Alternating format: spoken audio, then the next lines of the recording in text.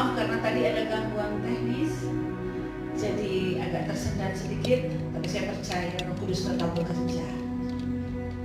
Bapak Ibu yang dikasihi Tuhan, kita tetap ada dalam program Back to the Bible. Dan maaf saya tidak bisa melihat siapa-siapa saja yang ikut dalam Back to the Bible ini, tapi biarlah kasih dan rahmat Tuhan tetap menyertai kita semua. Tadi saya berbicara tentang worshiping in difficult days, memuji dan menyembah Tuhan kalau keadaan kita baik-baik saja. Wow, kita bisa dengan luar biasa untuk memuji dan meninggikan nama Tuhan. Tapi jika hidup kita dalam keadaan tidak baik, saudara tidak gampang untuk memuji Tuhan. Hari-hari yang kita lalui bisa akan berat, tapi percayalah, engkau tidak pernah sendiri. Ada Tuhan yang beserta dengan saudara dan saya di tengah-tengah masalah yang sulit ini. Saudara yang kekasih dalam nama Yesus Kristus, mari kita belajar untuk tetap menyembah, berdoa di hari-hari yang sulit ini. Yang pertama adalah kuatkan hati dan iman saudara. Kita perlu menguatkan hati dan iman kita. Untuk apa? Untuk tetap percaya kepada Tuhan. Walaupun keadaan yang kita hadapi tidak seperti yang kita inginkan. Saudaraku, 2 Tawarikh 15 ayat 7 berkata demikian. Tetapi kamu ini kuatkanlah hatimu. Jangan lemah semangatmu, karena ada upah bagi usahamu.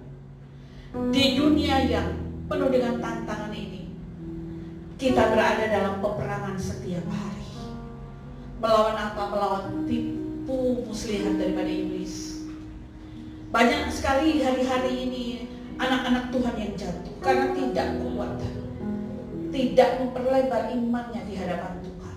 Saudaraku yang kekasih dalam nama Yesus Kristus, ketika mengalami masalah, banyak sekali yang merasakan letih, lesu, berbeban berat.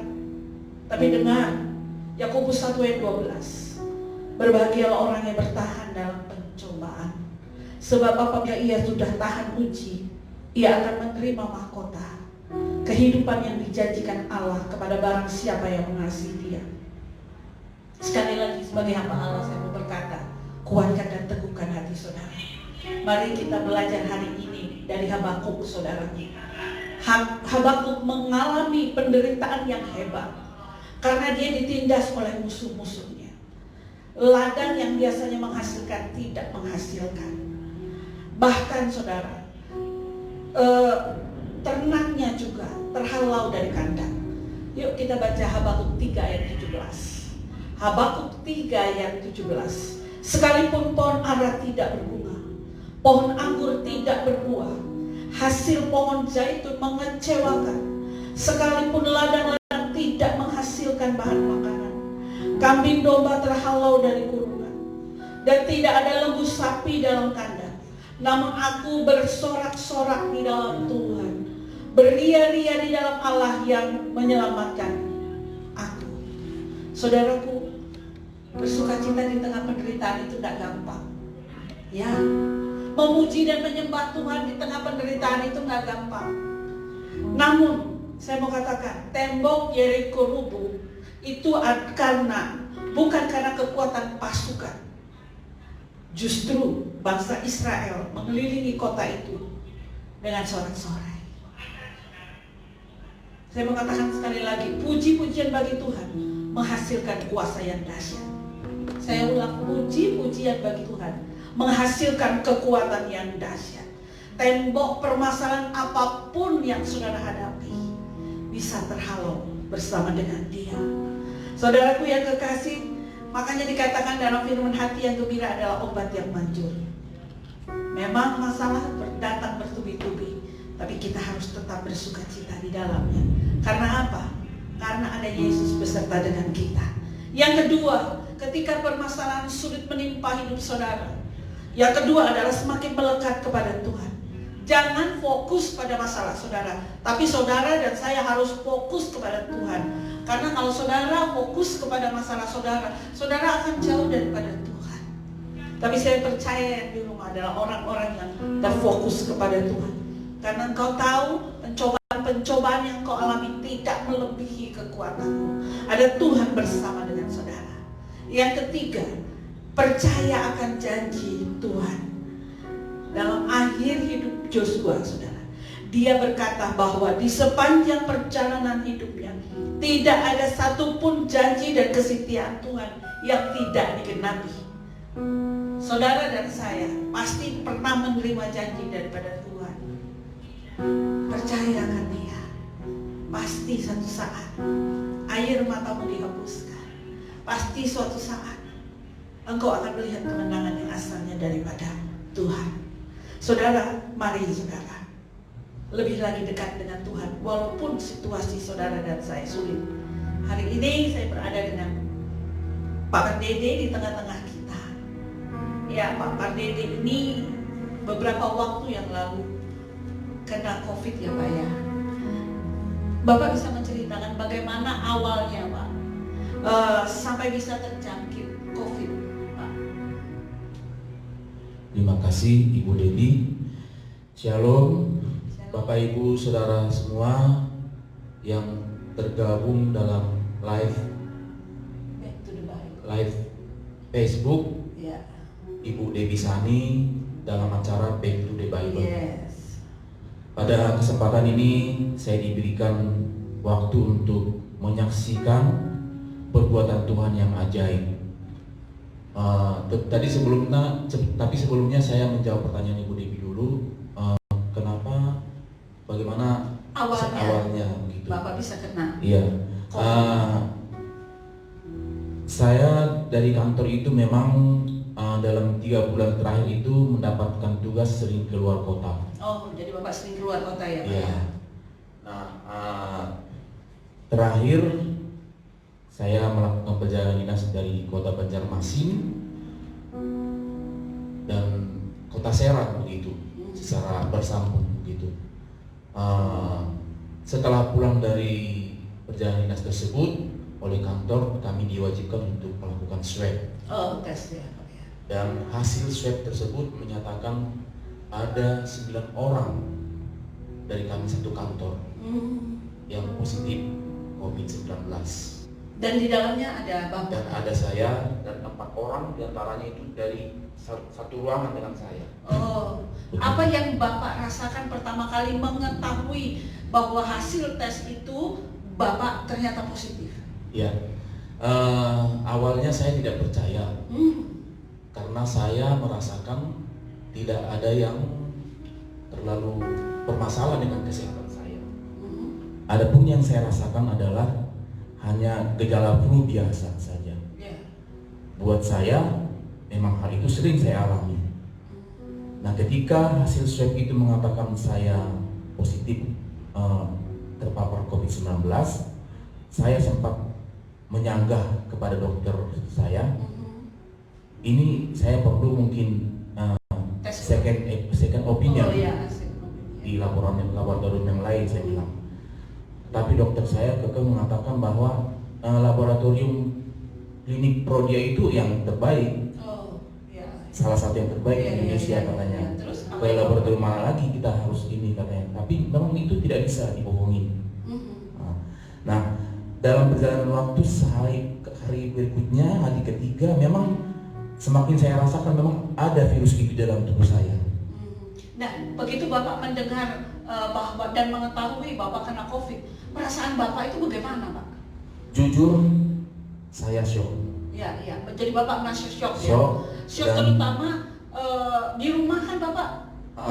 Shock, down, dan tentu sangat-sangat terpukul lah gitu ya. Karena setelah saya positif dikatakan swab dan dikatakan positif, kemudian kami sekeluarga di swab. Oh, karena Bapak juga berinteraksi di keluarga ya Pak ya? Istri dan anak saya yang perempuan dinyatakan negatif, tetapi anak saya laki-laki positif sama dengan saya, tetapi statusnya orang tanpa gejala, OTG. OTG ya Pak. Jadi yang kena anak laki-laki Bapak, sedangkan istri dengan anak perempuan Bapak tidak kena ya Pak. Ya, begitu. Nah, dengan hasil seperti itu kami melapor kepada Satgas Covid, dan diarahkan dari kantor juga sudah menyiapkan dan sudah mereservasi untuk kami dirawat di Wisma Atlet. Sudah disiapkan 2 kamar untuk kami. Tetapi saya berdialog dan berargumen, alasannya untuk apa kami harus di Wisma Atlet? Karena saya pikir nanti dengan saya sering membaca di berita di Wisma Atlet itu memang khusus pelayanan untuk yang penderita COVID, tetapi agak susah untuk menerima makanan atau titipan dari luar begitu. Oh, jadi berita itu yang Bapak Iya, jadi saya pikir nanti akan kesulitan untuk kalau kami di Wisma Atlet. Lalu saya bertanya alasan yang paling mendasar untuk kami harus ke Wisma Atlet apa? Karena di rumah ada yang negatif 2 orang. Ditakutkan ada penularan begitu. Oh, jadi maksudnya seperti ya. itu. Oh, kalau itu alasannya, saya bisa melaksanakan isolasi mandiri dengan terpisah dari istri dan anak yang negatif begitu. Kemudian kebetulan kami punya rumah di sebelah yang menempel juga dengan rumah kami. Saya menawarkan kepada Satgas Covid, kami akan isolasi mandiri di ruangan tersendiri-sendiri. Mereka mensurvei dan memang lebih bagus di sini isolasi mandiri, karena malah justru lebih bagus daripada di Wisma Atlet. Kalau di Wisma Atlet mungkin terbatas pelayanan dari para medis. Kalau di sini sudah bisa istri dan anak full untuk memperhatikan kebutuhan Bapak dan Timothy begitu. Tadi Bapak katakan ketika pertama mendengar bahwa Bapak kena, itu Bapak sudah merasa shock ya Pak ya, kaget gitu. Ditambah setelah pemeriksaan lagi anak Bapak juga kena. Itu kayaknya kok Tuhan izinkan masalah bertubi-tubi ya Pak ya. Kenapa nggak hanya Bapak saja, kenapa juga anak Bapak juga kena ya seperti itu. Nah, akhirnya Bapak diisolasi mandiri ya di rumah tapi di tempat yang berbeda. Nah, saya mau tanya berapa lama Bapak harus isolasi mandiri itu? Ketentuan dari laboratorium ada dari pihak para medis 14 hari harus isolasi mandiri total gitu ya. Nah, untuk 14 hari yang pertama ketika di swab ulang kami berdua, anak saya Timothy sudah langsung negatif. Nah, sedangkan saya masih belum. Pak, maaf saya potong sedikit. Bapak ini kan seorang bekerja ya. Bapak sering jarang di rumah karena ada tugas ke sana kemari ya. Begitu ketahuan Bapak kena COVID dan Bapak tidak boleh kemana-mana. Itu berat nggak menurut Bapak? Sangat berat. Sangat berat ya Pak ya. Sangat berat. Ketika itu Bapak merasa sangat berat, apa yang akhirnya Bapak lakukan? 3 hari pertama ketika kami menjalani isolasi mandiri itu terus terang saya sangat terpuruk ya, dan sangat lemah. Ada ketakutan juga. Ada ketakutan. Ya, pikiran-pikiran negatif itu menghantui pikiran saya. Rasa-rasa dunia ini sudah kiamat begitu. Ya, tapi satu hal yang membuat saya bangkit, pekerjaan Roh Kudus. Oh, haleluya. Terpujilah Tuhan, Saudara. Roh Kudus menghampiri saya dan mengingatkan saya untuk datang kepada Tuhan. Haleluya. Ya, satu hal di dalam perenungan saya, awal-awalnya saya dihampiri oleh Roh Kudus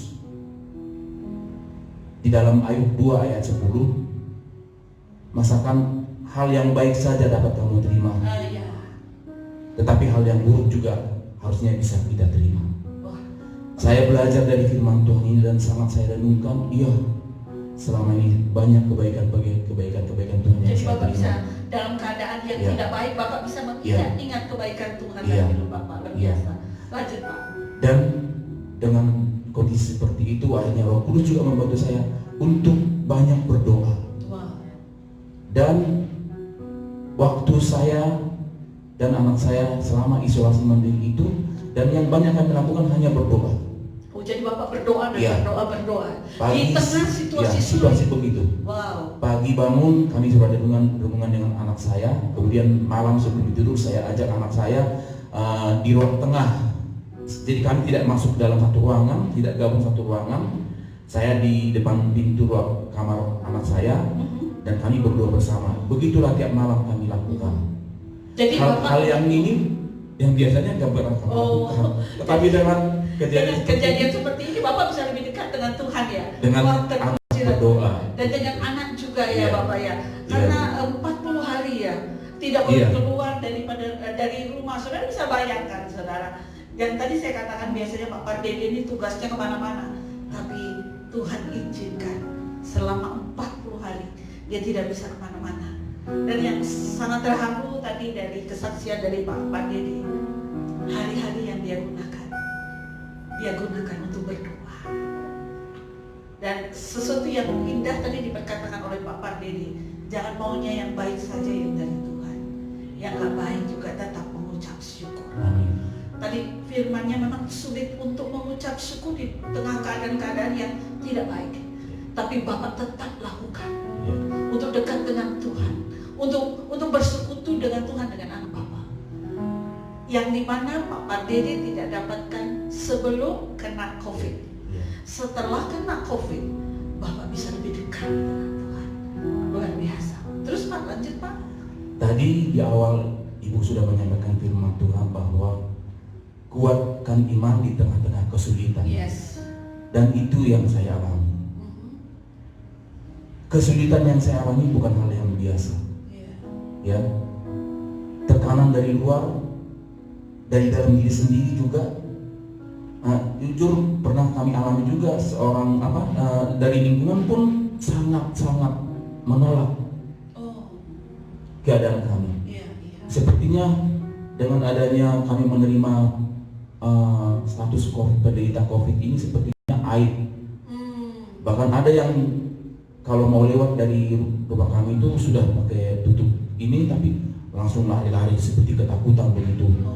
Jadi saya menyaksikan itu sepertinya kok kami ini kayak sudah terasing begitu, sudah dianggap bahaya oleh masyarakat begitu. Jadi Tuhan izinkan Bapak mengalami hal-hal seperti itu ya? Ditambah lagi saya mengingat-ingat berita-berita di media begitu ya, sangat banyak menekan. Tetapi itu yang bisa melemahkan Bapak ya?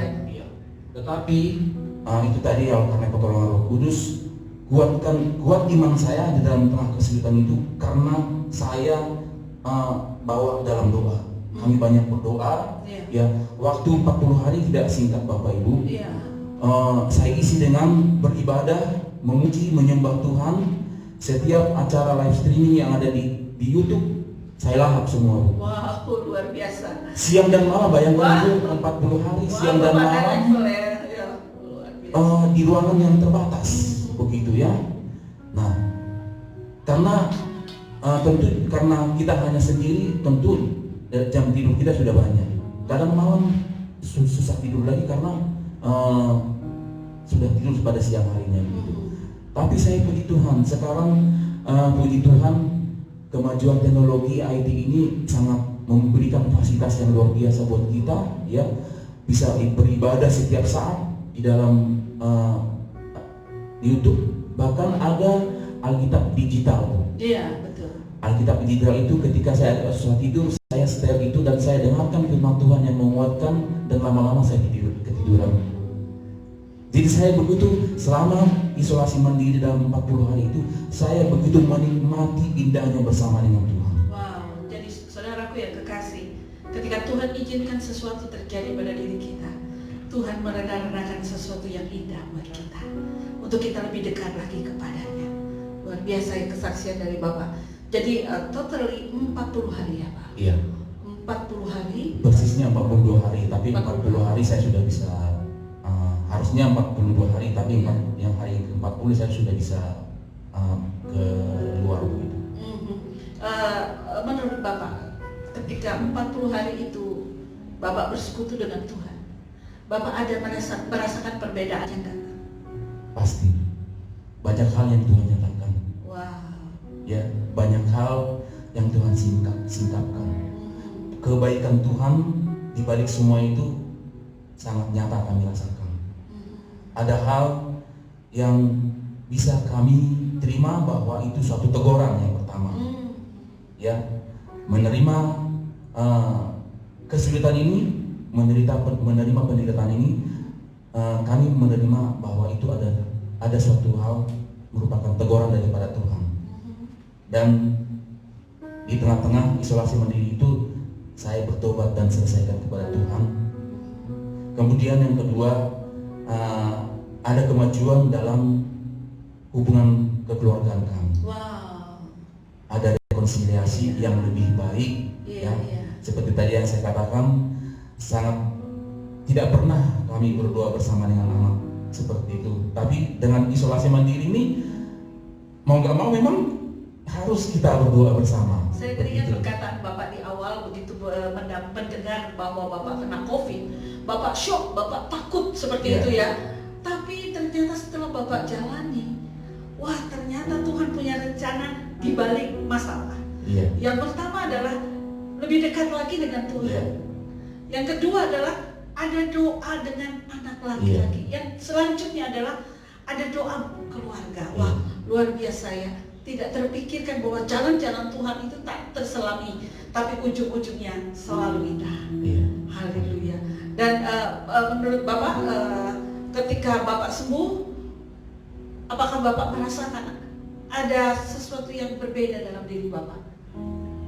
Tentu makin cinta Tuhan ya, pastinya ya. Yang pertama tadi, yang saya poin ditegur oleh Tuhan, tentu sudah tidak melakukan lagi. Iya, wow. Yang kedua, hati, ya, karena langsung ditegur oleh Tuhan, dikoreksi oleh Tuhan begitu. Dan setelah itu, dibalik itu kebaikan yang kami rasakan juga bahwa saya dan keluarga sangat bersyukur. Ternyata meskipun kita diizinkan mengalami hal yang buruk, ternyata Tuhan baik. Wow. Dengan kami menerima COVID-19 ini, hampir kami tidak merasakan sebenarnya masalah yang prinsip, hanya karena isolasi mandiri. Kesehatan kami tidak terlalu bermasalah, ya, tidak terlalu ada masalah dengan kesehatan. Tetapi satu hal yang saya katakan itu bahwa karena pertolongan Tuhan. Semua karena pertolongan Tuhan. Kami diizinkan mengalami itu, tapi tidak sampai tergeletak, tidak sampai dikatakan melebihi kekuatan kami. Jadi saya sendiri merasakan bahwa ya baik-baik saja dengan saya menikmati. Dengan isolasi mandiri itu saya justru malah menikmati enaknya dan indahnya bersama dengan Tuhan. Bersekutu dengan Tuhan. Banyak bersekutu dengan Tuhan. Wah, luar biasa saudara. Dan ketika dinyatakan sembuh, Bapak bisa mengerti bahwa Tuhan itu baik. Tuhan baik. Tuhan baik. Di tengah masalah kita bisa melihat penyertaannya, campur tangannya, dan Tuhan merubah karakter kita untuk menjadi lebih baik lagi. Saudaraku yang kekasih, terima kasih Pak Pardede. Satu kesaksian yang luar biasa yang kita dengar hari ini. Seorang anak Tuhan berkata, ya terima kasih Tuhan. Di balik semua ini ada sesuatu yang indah yang Tuhan sedang sediakan bagi setiap kita. Bapak Ibu yang kekasih dalam nama Yesus Kristus, apa yang menjadi keadaan hari ini di tengah-tengah situasi keluarga saudara? Kalau hari-hari ini saudara mengalami hal-hal yang buruk, jangan salah sangka sama Tuhan. Jangan marah sama Tuhan. Jangan berprasangka buruk sama Tuhan. Karena apa? Tuhan sedang merenda hari esok yang penuh dengan harapan. Hari ini mungkin saudara tidak mengerti, tapi nanti saudara akan mengerti betapa baiknya Tuhan bagi saudara dan saya. Haleluya. Ada satu lagu yang saya suka, kita nyanyikan bersama.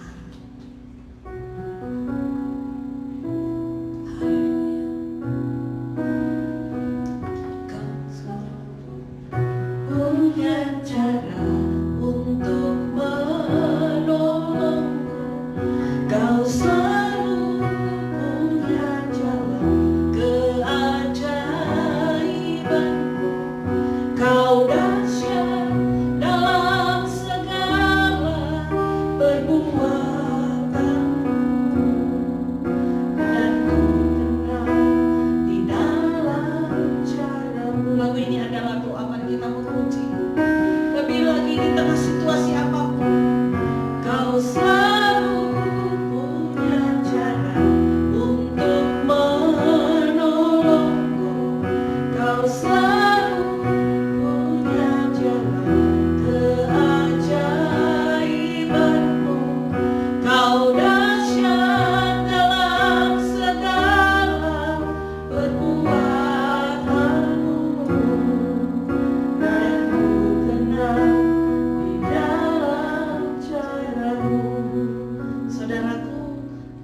Ketika saudara mau mendapatkan posisi-posisi yang enak, saudara harus melalui kerikil yang tajam.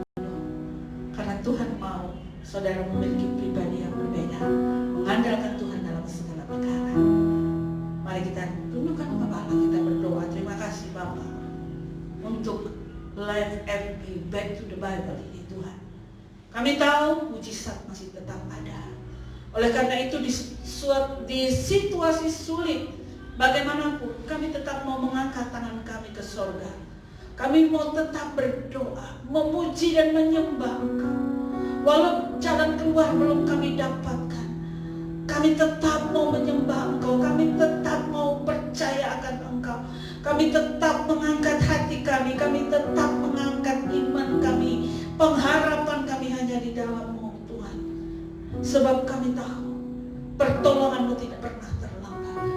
Rancangan-Mu bagi setiap kami adalah rancangan damai sejahtera, bukan rancangan kecelakaan. Terima kasih lawat Tuhan buat saudara-saudara kekasih kami yang ada di rumah. Apapun persoalannya, Tuhan baik bagi setiap kami. Terima kasih Tuhan. Demi nama